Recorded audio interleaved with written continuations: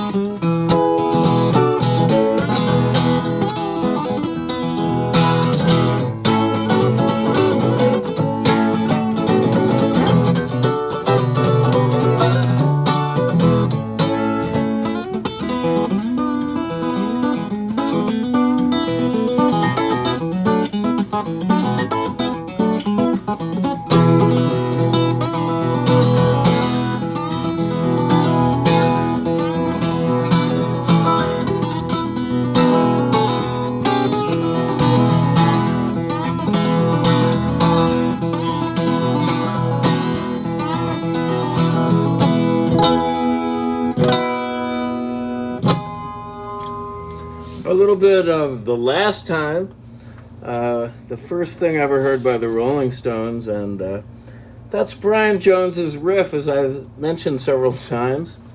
I have an article, kind of an appreciation of Brian on the occasion of a new documentary that's out, directed by Danny Garcia. That's called Rolling Stone, I think The Life and Death of Brian Jones, something like that. It's excellent. Some new interviews, new information, and if you're at all interested in this period of the Stones' history, take a look. I think it's kind of eye-opening, and my article is on pleasekillme.com, which is a great website that contains all sorts of very cool writing about music and music-related stuff in the culture. Definitely a worthy troll. You could spend hours and hours going through their archive. And speaking of archives, I'm, just today, got a guy on the line up at Yale in New Haven at the Sterling Memorial Library, where I spent many an afternoon and evening there. That was a central study habitat while I was at Yale, and they do have an amazing collection of stuff in the stacks and whatnot. And the reason being, I wrote what I was told at the time was the longest article that had ever run in the Yale Daily News. And it ran on October 2nd, 1972. And it was an appreciation, a review of their live show, and an overview of my then favorite rock group back in the day, and that is the band Family, featuring the great Roger Chapman and Charlie Whitney on vocals and guitar. Also Rob Townsend on drums. John Weider was the bass player for a while. The original bass player, Rick Gretsch, left to do Blind Faith. And Jim Cregan, who played with Blossom Toes, was in there for a while at the end. And they also had other members, Polly Palmer, this multi-instrumentalist. I was a big fan. Jim King on saxophone, I should mention. So, they had a show at the New Haven Arena, opening for Elton John, September 29th, 1972, which I attended. And previously, during the day, I hung out with the band in their hotel and interviewed them. So it's all in this really long piece with a picture of Roger Chapman. They sent a photographer down from the Daily News to shoot some of the show. And anyway, the guy found it on microfilm, because I'm hopeless with archives online. And the best he could do for the moment was to do screensaver grabs. And I got 4 of them, because it's a long article. Maybe I'll post them later here. But I'm waiting because he thinks he can get better scans off the microfilm itself. But due to the epidemic, stuff isn't functioning normally, and they're understaffed, blah, blah. So please be patient. But you see, I'm trying to augment my rock writing archive. I have a little webpage called Early Rock Writings under Writings on my website you could check out. And all of this is going online at Rock's Back Pages, which is an amazing collection of anyone who ever wrote anything about rock music, an illustrious list of writers. And that's run by Barney Hoskins, who's a friend of mine, who was at the Rock Writers of the World Convention in Memphis, which was the great league of all time, whereby many famous rock writers, including Lester Bangs and Richard Meltzer, Dave Marsh from Cream, a whole UK contingent, including Barney, were flown in by Stax Records, basically to hopefully review their new act from UK called Skin Alley, who were okay, as I recall. And Big Star played there too, more like prominently. Well, we had a ball for 3 or 4 days. Anyway, I have a few more pieces that I'm going to search for diligently in this period from other publications such as Village Voice. I wrote something on Black Uhuru there under the temporary editorship of John Pareles, who's been the chief pop critic of the New York Times for years, and he was a good friend of mine when we started at Yale as freshmen. He was in my class and lived pretty close by in the same dormitory as me, and we used to listen to Zappa and Beefheart music together. And anyway, so he took over that, and I got this assignment. I also wrote a few for Crawdaddy Feature magazine, which was the evolved Crawdaddy that Paul Williams had started. I don't know if these names mean anything to you, but they were these figures loomed large in my boyhood as gatekeepers and keepers of the flame of rock and roll. And anyway, so look for that. But right now I want to also hip you to this fantastic book. I'm almost through. Life and Times of Malcolm McLaren. This is backwards because I've got the reverse angle. It's by Paul Gorman, a UK writer who's written a lot, all sorts of pieces, and some on the fashion tip, and he worked with Malcolm for a while. And I'd say it's pretty definitive. It's also about 700, 800 pages, almost as long as Mike Barnes' book on prog rock, which I was pointing out to you, a month or so ago. But they're both excellent. and I'm enjoying this read a lot. Especially because they interviewed my friend Ellie Medeiros, who I hope is watching, who's down in Uruguay, in Montevideo, but Ellie was the lead singer of the Stinky Toys, probably the most prominent and maybe the first French punk band who actually did play the infamous 100 Club weekend that featured The Clash, the Sex Pistols, The Damned, Vic Godard, and Subway Sect, an early incarnation of Susie and the Banshees. And the Stinky Toys, I think, were the next week were on the cover of Sounds, which was a big UK weekly. Anyway, Ellie is an old friend and a collaborator of mine. And Malcolm just saw her on the street, according to this book, and was quite taken with her look.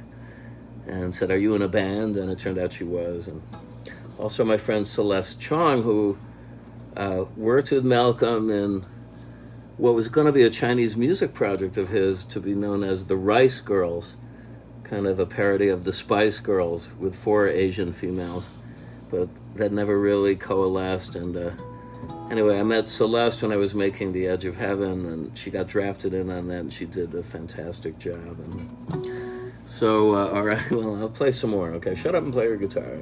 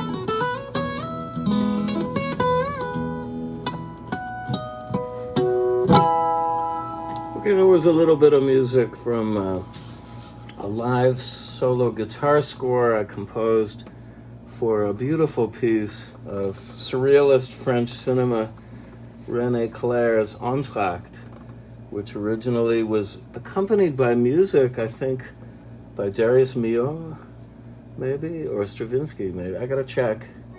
It had an orchestral score, and it was...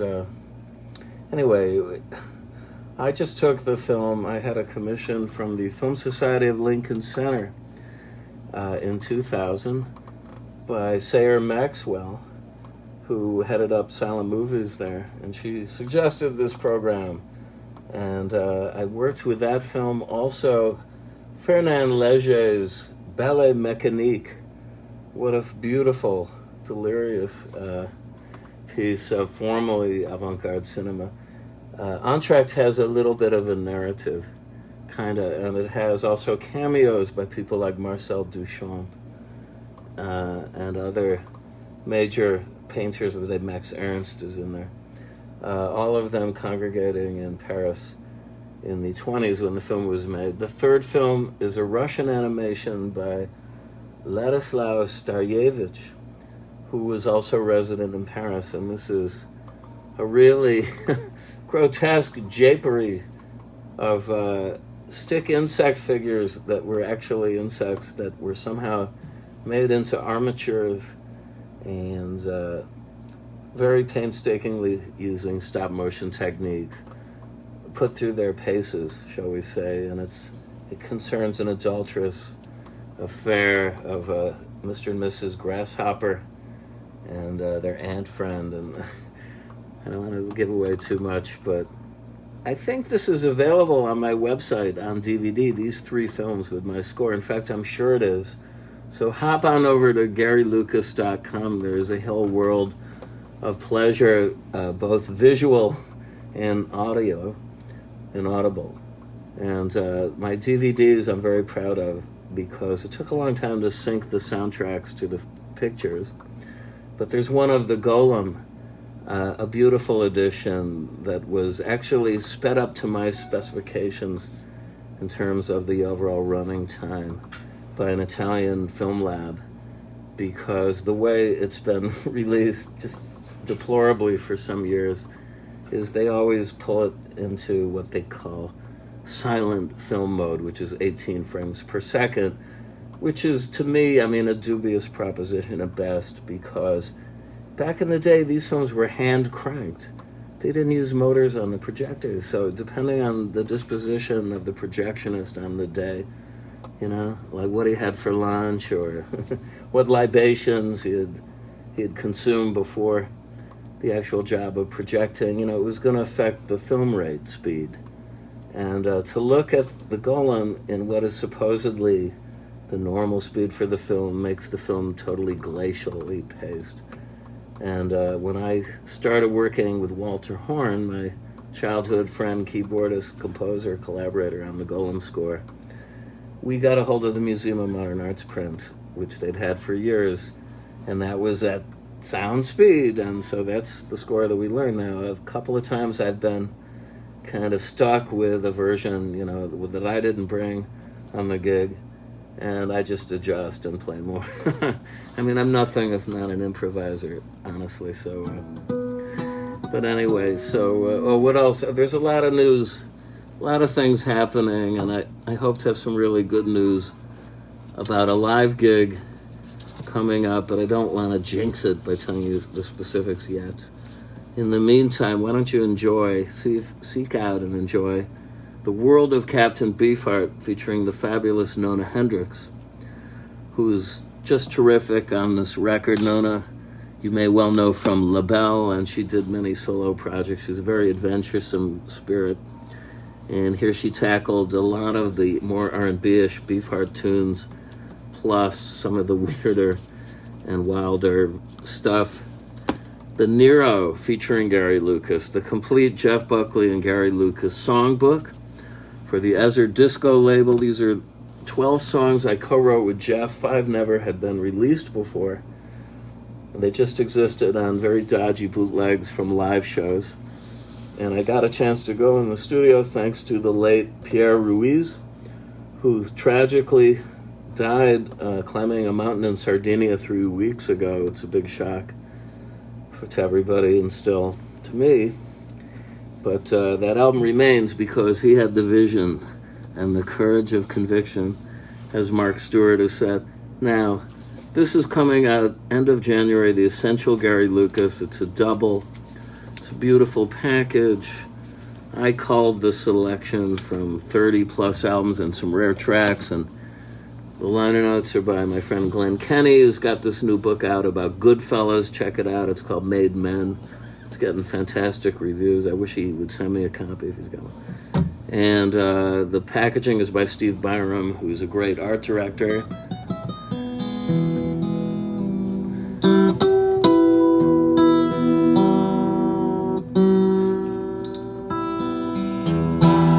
Okay, let's see. I'm going to grab a bottleneck here.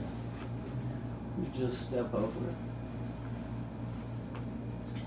We're your super. Ah. And we want to improve you. Caroline, Stiegen.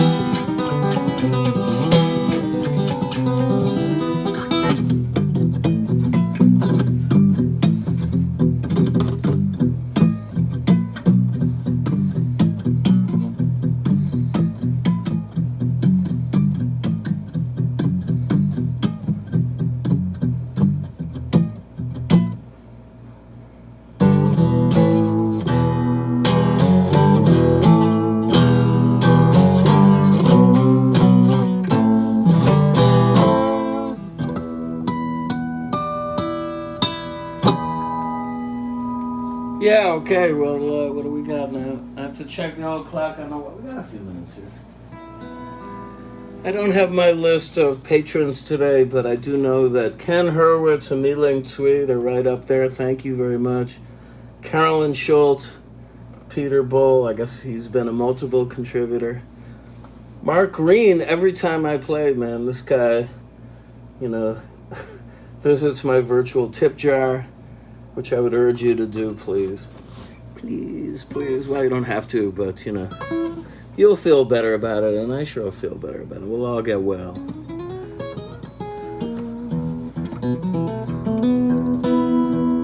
Okay, what are we going to do?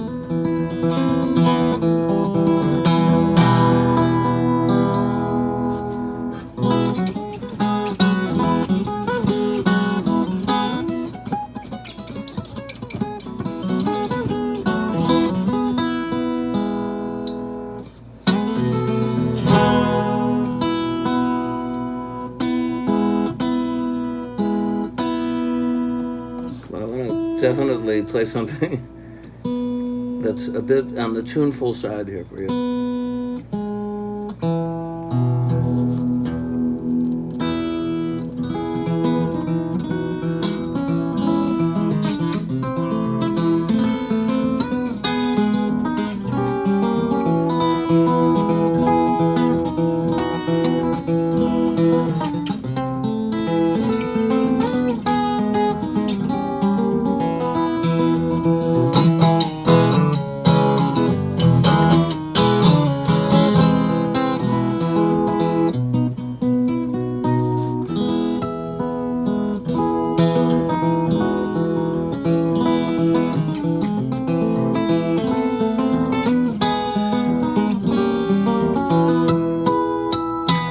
Yes, Nino Rota, Fellini, theme from Amarcord. One of the most beautiful themes. I remember so much, man. It's like I've forgotten more than you'll ever know, but I do remember. I can remember so clearly stuff that happened 50 years ago, whereas it's difficult to remember what I had for lunch yesterday. I got a call yesterday from my old friend Esther Cardozo from Havana. You can make calls through Messenger, and she's got Facebook down there, and it was crystal clear, because cell phones are blocked if you're in Cuba. I'm going to go back to play in Havana, probably into early in the new year. And she runs a fantastic center called the Gaia Art Center in Havana Vieja, Old Havana. And I've had a great night playing solo concerts there and with various singers, including her sister, and the Milanese sisters, Haide and Sulaine. I just love playing in Cuba. I've visited there at least 7 or 8 times. And I also worked on some of her productions. One of the best that I remember was music for a series of tableaux based on the life and films of Michelangelo Antonioni, whose title in Spanish translated to God was not Antonioni. Maybe it was Antonioni was not God. Anyway. But more on that next time. And until next time, which is this Saturday, please everybody take care. Wear those masks. Don't listen to what the orange leader says. I mean, he's always trying to disparage the science. This is your best bet to stave off infection. I don't know about those great American road trips either. If you're going to do it, stay in the car as much as you can. All right, don't inflict it on us. All right, big kiss, big hug. I'll see you on Saturday at 3 p.m., okay? Bye now.